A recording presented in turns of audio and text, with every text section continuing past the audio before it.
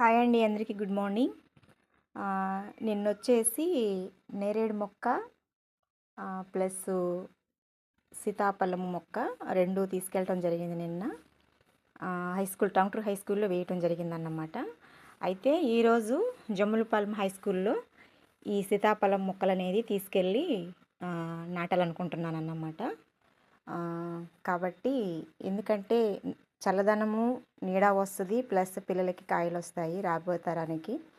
So కాబట్టి ఈరోజైతే ఈ ప్రయత్నం అయితే చేస్తున్నానండి.